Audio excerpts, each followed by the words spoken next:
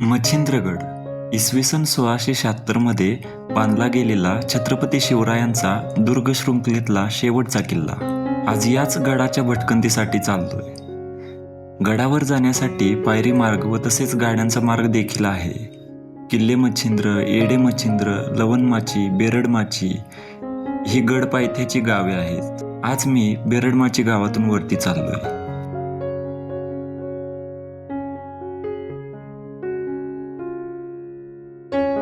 पायरी मार्गाने वरती पोचायला साधारणपणे अर्धा ते पाऊण तास वेळ लागतो. खालनं का चाललाय रे? खालनं का चाललाय इकडनं? अरे पण घसरून पडशील ना. कसला त्रास होते? आपण घसरून पडला बिडला म्हणजे वाटेत इथे सुद्धा आपल्याला काही अवशेष पाहायला भेटतात. आता आपल्याला इथून वरती जायचं आहे. हे वाटेत इथेच आपल्याला अशी काही अक्षरं कोरलेली दिसतात. कदाचित अलीकडंच कोणतरी कोरलेले असावेत. आणि इथे वरती आपल्याला एक छोटीशी गुहा पाहायला भेटते. आपण जाऊयात आता तिथे आतमध्ये. वरती जात असतानाच वाटेतच उजव्या बाजूस दरीमध्ये एक मंदिर व डाव्या बाजूस काही गुहा पाहायला भेटतात. ही इथे एक समोर गुहा आहे आणि कदाचित मला वाटते इकडे सुद्धा एक गुहा आहे. आता आपण इथे आतमध्ये जाऊन बघूयात की एक्झॅक्ट काय आहे तिथं ते. पण वाटते कदाचित इथे सुद्धा गुहा असावी. ही इथे सुद्धा एक छोटीशी गुहाच वाटते, पण इकडची मोठी आहे ह्या गुहेपेक्षा. आपण आता तिथे आतमध्ये जाऊन बसूयात थोडा वेळ विश्रांतीसाठी.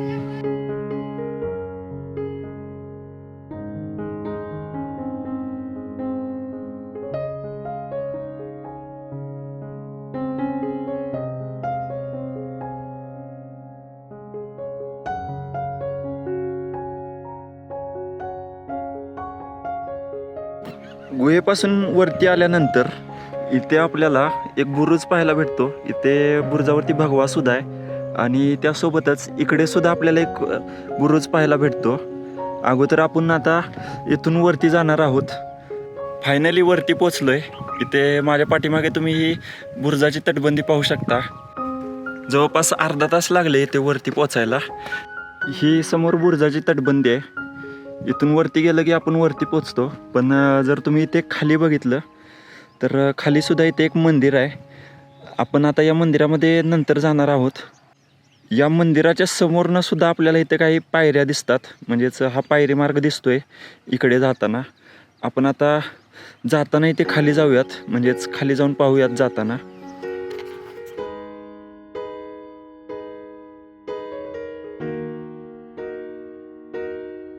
वरती आल्यानंतर आपल्याला एक रस्ता खालून इकडून येताना दिसतो. तर हा गाड्यांचा मार्ग आहे. या मार्गे गाड्या डायरेक्ट वरती इकडे येतात. पण जर इकडे गेलो तर इकडे आपल्याला एक मंदिर पाहायला भेटतं.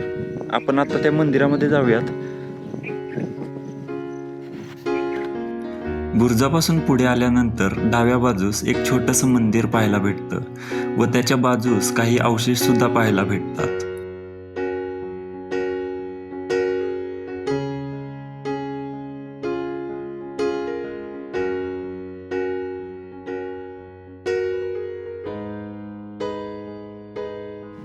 आपण तसं गडावरती पोचलोयच, पण इकडे गडावरती जाण्या अगोदर आपण इकडे दक्षिण बुरुजाकडे अगोदर जाऊयात. हा किल्ल्याचा दक्षिण बुरुज आहे. आता इथे पडझड झाली आणि अडचण सुद्धा खूप वाढली. पण इथे समोर आपल्याला भगवा फडकताना दिसतोय. आपण जरा इथे पुढे जाऊन बघूयात. कारण खालून जर बघितलं तर बुरुजाचं बांधकाम पूर्ण दिसते, म्हणजेच व्यवस्थित दिसते खालून. पण इथे वरती पडझड झालेली दिसते आणि गवत सुद्धा इथे वाढले.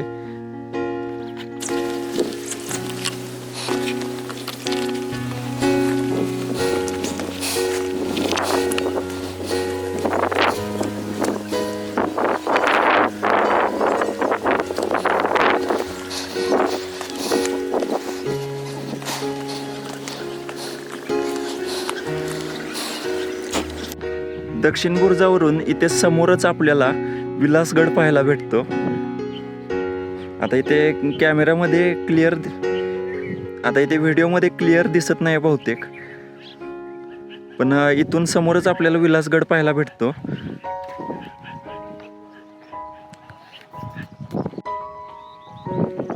इथूनच आपल्याला ही अशी तटबंदी जाताना पाहायला भेटते. ही तटबंदी अगदी अशीच या समोरच्या बुरुजापर्यंत गेली.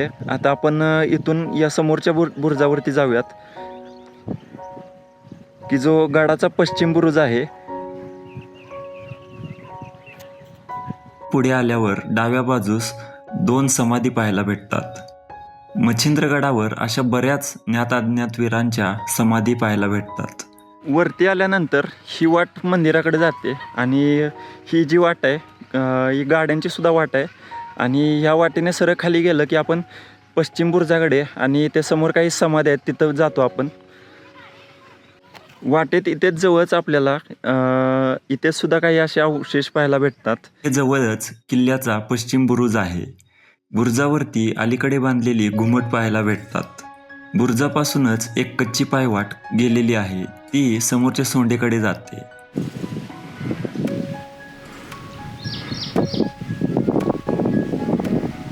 इथे समाधीमध्ये आपल्याला हे शिवलिंग पाहायला भेटतं. आणि या समाधीच्या बरोबर इथे जवळच हा एक दगड दिसतोय, हा घडवलेला दगड दिसतोय. आणि इथे खाली बघू शकता तुम्ही, हे बघा, हे असं इथं काम केलेलं आपल्याला पाहायला भेटते. म्हणजेच हा दगड घडवलेला आहे.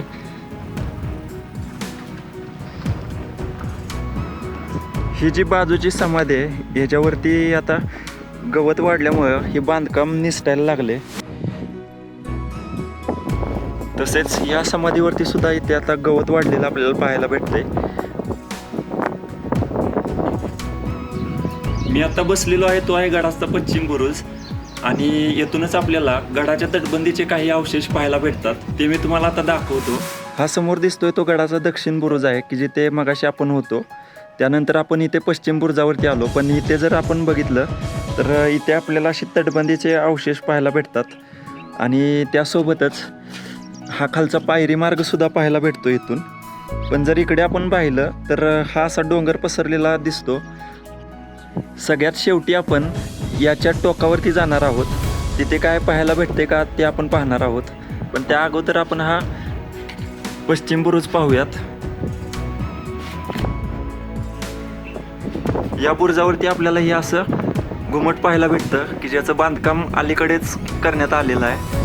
पण या ठिकाणी जर तुम्ही बघितलं तर इथे असे काही मेसेज लिहिलेले पाहायला भेटतात. इथे आय लव्ह यू लिहिलं आहे. त्यासोबतच अक्षरंसुद्धा इथे काही अशी लिहिलेली दिसत आहेत. त्यासोबतच इथे तर हे काढायचा प्रयत्न केला आहे.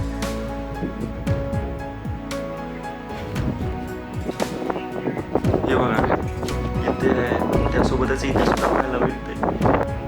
आता आपण इथून या समोरच्या बुरुजावरती जाणार आहोत. तिथे सुद्धा एक घुमट आपल्याला पाहायला भेटतं. म्हणजेच त्याचं सुद्धा बांधकाम करण्यात आलेलं आहे पाठीमागून. समाध्यांपासून समोर असलेल्या पायवाटेने वरती आल्यावर आपण मुख्य मंदिराच्या मागील बाजूस येऊन पोचतो. तिथे आपल्याला चुन्याचा घाणा व कोरडी विहीर पाहायला भेटते. हे आता इकडून असं फिरत जाण्यापेक्षा इथून एक पायवाट गेल्यावरती आपण या पायवाटेने इथं वरती जाऊन असंच तिकडे पुढच्या बुरुजाकडे जाऊयात.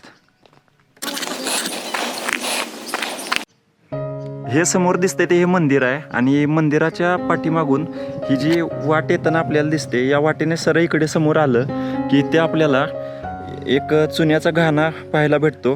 हे चाक दिसत असेल तुम्हाला. आणि त्याच्या बाजूलाच इथे आपल्याला एक विहीर सुद्धा पाहायला भेटते. हा जो चुन्याचा घाणा आहे हा सद्यस्थितीला शाबूत आहे. पण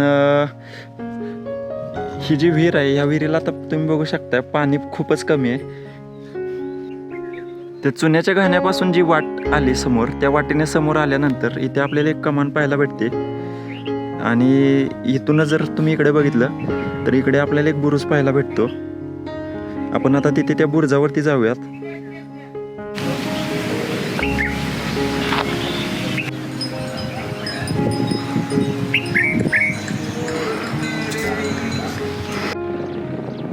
मगाशी आपण त्या समोरच्या बुरुजावरती होतो, त्यानंतर तिथून आपण मंदिराच्या पाठीमागून जुन्याच्या गाण्यापासून या बुरुजावरती इथे आलो. पण इथे जर तुम्ही बघितलं तर इथे खाली तटबंदीचे अवशेष पाहायला भेटतात, म्हणजेच हे सुद्धा अवशेष आहेत आणि त्याच्या आतमध्ये हे सुद्धा एक तटबंदी पाहायला भेटते. आता याचं बांधकाम पाठीमागून केलेलं आहे आणि ह्याला सुद्धा आतमध्ये इथे एक घुमट बांधलेलं दिसते. विहिरीपासून पुढे आल्यावर डाव्या बाजूस आपल्याला घुमट असलेला बुरुज पाहायला भेटतो. तिथून पुढे जवळच एक घुमट नसलेला बुरुज आहे. त्या बुरुजाकडे जात असताना वाटेतच आणखीन काही अवशेष पाहायला भेटतात. त्या बुरुजावरती जसा प्रकार आहे तसाच प्रकार इथे सुद्धा पाहायला भेटतो.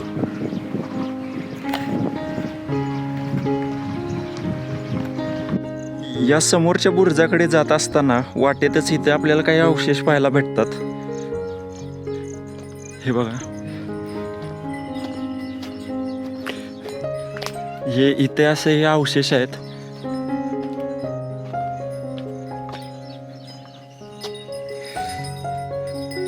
या अवशेषांपासून पुढे जाऊन आता आपण लेफ्टला त्या समोरच्या बुरुजाकडे जाणार आहोत.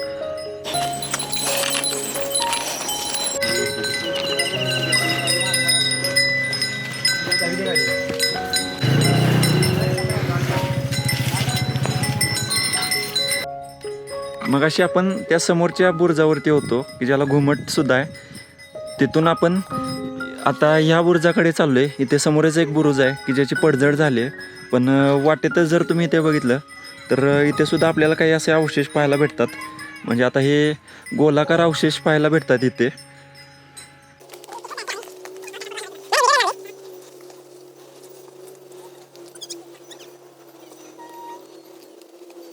हा जो बुरुज आहे याची सुद्धा इथे पडझड झालेली पाहायला भेटते.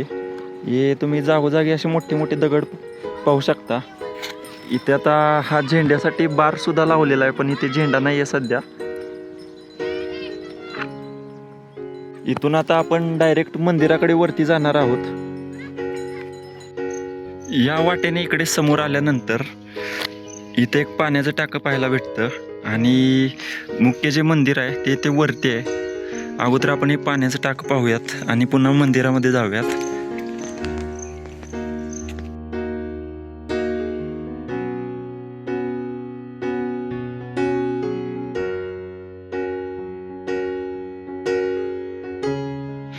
मंदिरात जाण्या अगोदर आपण चोकोबांच्या या मंदिरामध्ये जाऊयात आणि त्यानंतर मग आपण मुख्य मंदिरामध्ये जाऊयात. पुढे आल्यावर आपण मुख्य मंदिराच्या समोर येऊन पोचतो की तिथे जवळच आपल्याला एक पाण्याचं टाकं पाहायला भेटतं व मुख्य मंदिराच्या सोबतच श्री गोरक्षनाथ, श्री गहिनीनाथ, श्री चोखोबा, श्री म्हसोबा यांची मंदिरं देखील पाहायला भेटतात.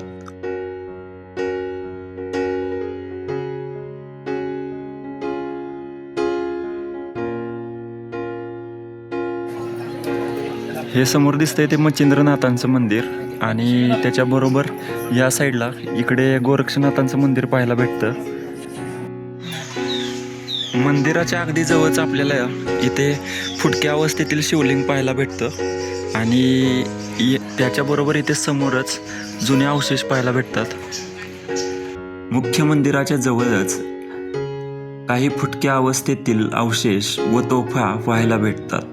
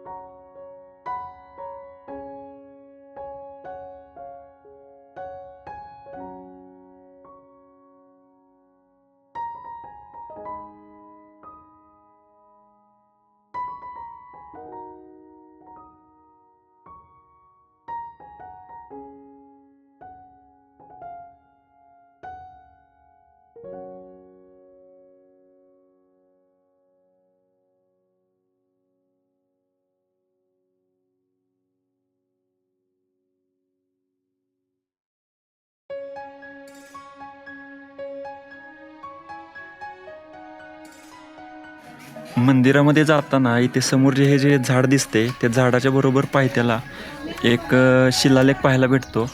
तो शिलालेख आपण पाहूयात आणि मग आतमध्ये जाऊयात. हा बरोबर या झाडाखाली इथे एक शिलालेख आहे. हा अध्यात्मानुसार नाथ संप्रदायातील 9 नाथांपैकी पहिले नाथ मच्छिंद्रनाथ, की ज्यांचा जन्म माशाच्या पोटातून झालेला होता. श्रावण महिन्यामध्ये व तसेच सोमवारी येथे मोठ्या प्रमाणावर भाविक भक्तांची ये-जा असते. मुख्य मंदिराच्या समोरच झाडाखाली छत्रपती संभाजी महाराज यांच्या कालखंडातील जीर्ण अवस्थेतील एक शिलालेख पाहायला भेटतो. या शिलालेखानुसार किल्ल्याचे हवालदार बावाजी पवार व त्यांच्या पत्नी लालाई यांच्या समाधीचे बांधकाम बुधवार दिनांक 13 फेब्रुवारी 1684ला बांधून पूर्ण झाल्याची माहिती मिळते. गडाच्या इतिहासाबद्दल सांगायचे झाल्यास इसवी सन 1676मध्ये छत्रपती शिवाजी महाराजांनी मच्छिंद्रगडची बांधणी केली. त्यानंतर हा किल्ला जवळपास 17 वर्षे स्वराज्यात होता. त्यानंतर 1693 साली मच्छिंद्रगड मुघलांच्या ताब्यात गेला. मंदिर व आजूबाजूचा परिसर पाहिल्यानंतर मी गडाच्या सोंडेकडे निघालो. दर्शन वगैरे घेऊन मी आता इथे समाधीजवळ खाली आलोय. समाधीजवळच्या या बुरुजाजवळ आलोय आणि आता इथून एक पायवाट खाली गेले. या पायवाटेने मी आता खाली जाणार आहे आणि अगदी शेवटचं जे टोक आहे समोरचं इथलं, त्या टोकापर्यंत जाण्याचा माझा प्रयत्न असणार आहे. बघूयात खालीपर्यंत जाऊन काय दिसतंय का, आणि त्यानंतर मग दत्ताच्या मंदिरामध्ये जाऊयात. मी आत्ता या बुरुजापासून खाली आलो आहे आणि ते खाली आल्यानंतर इथे एक पाण्याचं टाकं पाहायला भेटतं.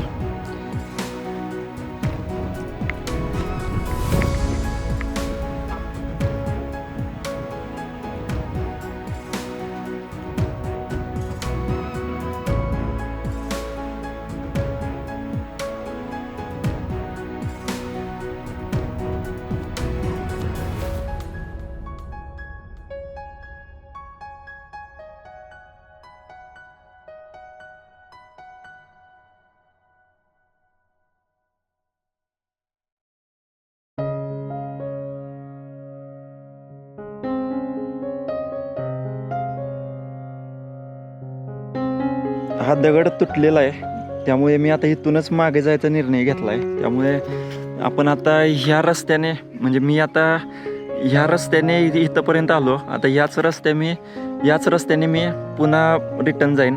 त्याच्या अगोदर आपण इथं एक मोठं टाकं आहे, ते टाकं बघू आणि त्यानंतर मग आपण वरती जाऊन दत्ताच्या मंदिरात जाऊ, दर्शन घेऊ आणि पुन्हा सकाळी ज्या रस्त्याने आलो त्याच रस्त्याने आपण रिटर्न खाली येऊ.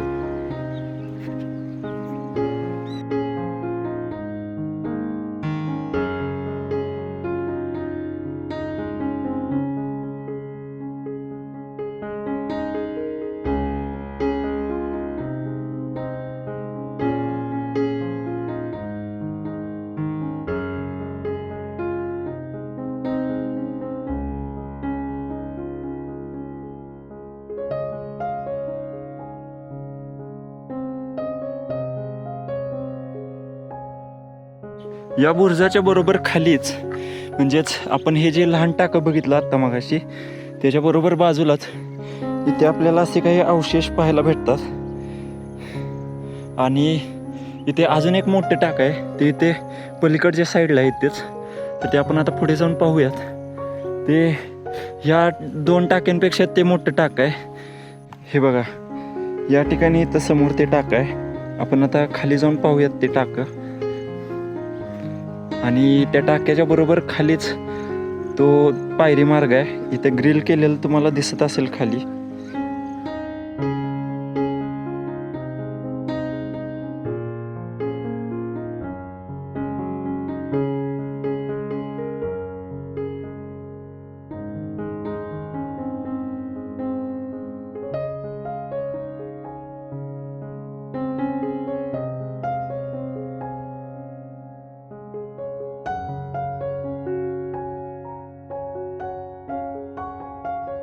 हे बघा, हे ते मोठं टाकं अगदीच इथेपर्यंत ते टाकं पसरलेलं आहे, म्हणजे एवढं मोठं आहे. आणि कड्याच्या साईडला एकदम दरी आहे खाली.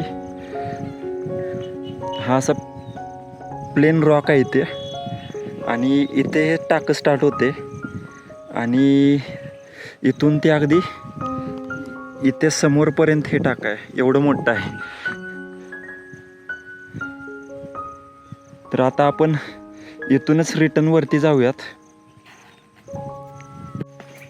सकाळी ज्या मार्गाने आलो त्याच मार्गाने आता रिटर्न चाललोय. जाता जाता आपण आता दत्ताचं दर्शन घेऊयात. म्हणजेच वाटेतच एक रस्ता खाली जातो, त्या रस्त्याने खाली गेलं की आपण त्या मंदिराजवळ पोचतोय. सकाळी आपण ह्या रस्त्याने आलो. आता तुम्ही बघू शकता की इथनं एक पायवाट खाली गेले. या पायवाटेनं खाली गेलं की बरोबर ह्या साईडलाच तिथं मंदिर आहे. तर आपण आता इथून खाली जाऊयात. या पायवाटेने उतरून खाली आल्यानंतर ही अशी आपल्याला वाट समोर दिसते. या वाटेने सरळ समोर जायचं आहे.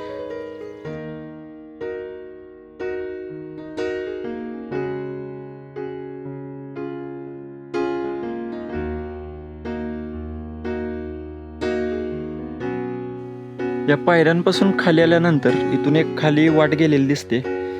या वाटेने खाली गेलं की बरोबर ह्या बाजूला आपल्याला काही पाण्याची टाकी पाहायला भेटतात. तर आपण आता इथून खाली जाऊयात. हे इथे असं दगडी बांधकाम पाहायला भेटते आणि इथून सरळ समोर गेलं की इथे आपल्याला ते पाण्याचं टाकं पाहायला भेटते.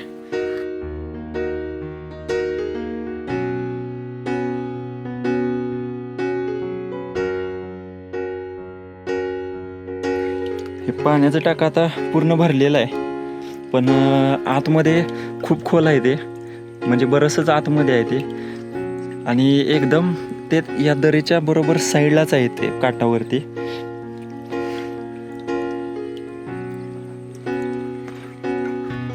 आणि दुसरं एक आहे ते बरोबर इथे पुढच्या साईडला आहे, पण ते आता इथं निसरडं झाले त्यामुळं मी काही इथून वरती जात नाही.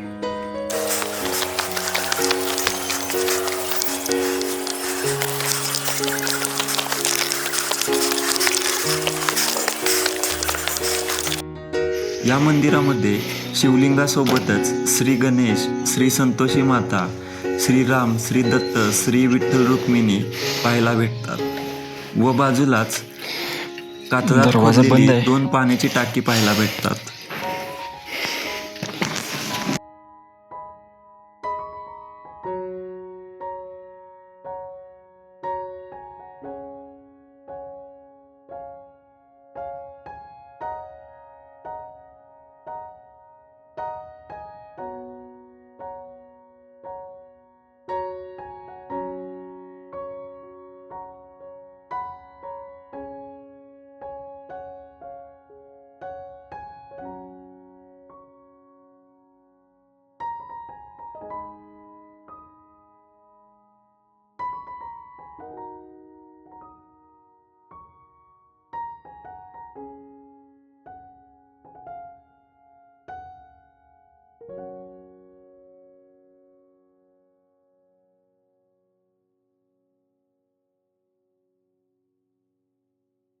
टाकी पाहिल्यानंतर मी आल्या वाटेने परत मुख्य पायरी मार्गाजवळ येऊन पोचलो व तिथूनच खाली बेरडमाची गावामध्ये उतरलो आणि माझी मच्छिंद्रगडची भटकंती पूर्ण झाली. आत्ताच इथे खाली पोचलोय आणि इथून रेटरे बुद्रुकमधून हे दोघे जण आले ते आता आपल्याला गाठ पडले तिथे. यांचं नाव आहे हनुमंत देसाई आणि तुमचं नाव काय म्हणला? सोमनाथ देसाई. सोमनाथ देसाई.